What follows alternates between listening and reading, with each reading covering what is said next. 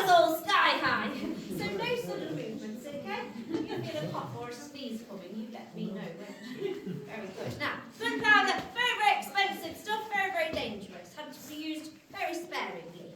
Day to day, they would of course rely mainly on manpower. Now, this here is an adult-sized pickaxe. It has a wooden handle and an iron top. It really is quite heavy. I'm going to ask you to hold that. 2 hands, pointy end stays down there. Thank you very much. Do you think you can hold on to that for the rest of the day? No. You're doing a very good job though. Would you like to you can hold this. This is a plug and feather. Can you hold those really high up in the air? That's it, very good. Now, to use a plug and feather, what you have to do is first of all make a small hole in a piece of rock. You then insert 2 of these iron feathers. Wave that one for me. Very good. 2 of those into your hole. The plug, this one here, give it away, goes into the middle of the 2 iron feathers. You hammer it down and the force causes the rock to split open, revealing whatever is inside. And if I can ask you, ladies and gentlemen, to just part down there. That's it, yes. Now, you having a nice lean just there, I'm going to interrupt it, Anne.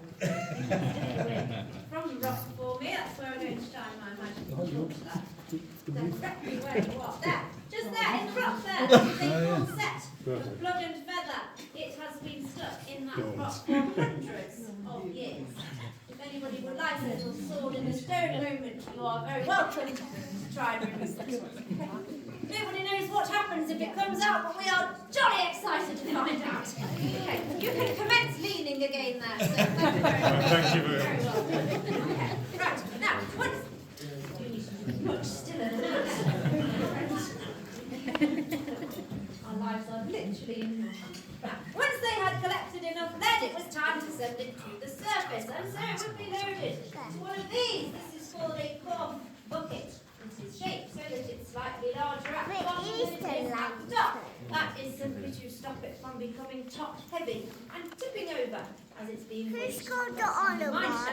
And that where the women come back into the story. You see, it would be them out there at the top of the mine shaft. No matter what the weather, come rain, shine or snow, there they would be out there winching up these heavy buckets and then taking on some of the most dangerous jobs that were part of the mining process. Now I'm going to take that from you. Thank you. I'm going to do this instead because you see the sieving. That was one of the most dangerous jobs there was.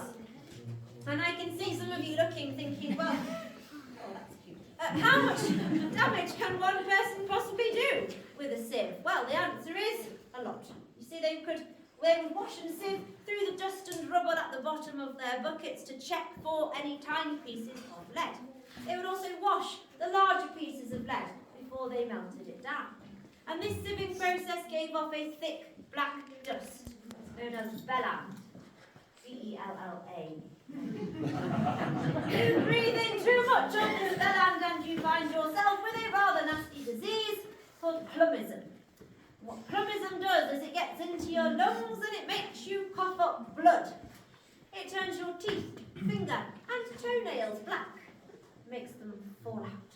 And it also sends you peculiar, not nice, is it? Sends you a little bit peculiar in the head. Now, the men did think that they had actually found a cure for plumbism. It's beer! They believed if you went to a tavern on your way home and drank as much beer as you physically could, you would wash away anything nasty and leave yourself healthier than ever. Now, I'm not entirely sure. 2 hands at all times. Moving around. Yes, I'm not sure how effective this treatment was, but I'm sure it was good fun finding out. If any of you are worried. You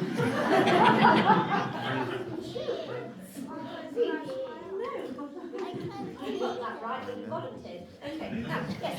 If you think you may have breathed anything in while you've been down here, do stop at the tavern on your return. I highly recommend the Tinker's Tickle.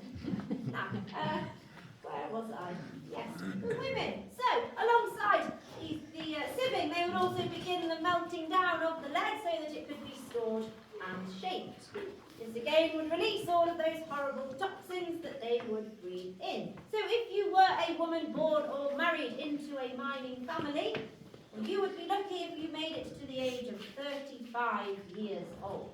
Now, alongside their work, they would be expected to have their children around them and to manage their households. And they were given no choice whatsoever. See, whatever their father or husband told them to do, that is what they did. Ladies and gentlemen, I'm sure you are as sad and as shocked as I am to know that even in today's modern and progressive world of 1854, things have changed very little for women. Whatever their father or husband decides for them, that's what they do. Whereas young men, well, they are free to go out and choose the life that they would like. We can do whatever we like. And a jolly good time we have doing it, don't we? All right.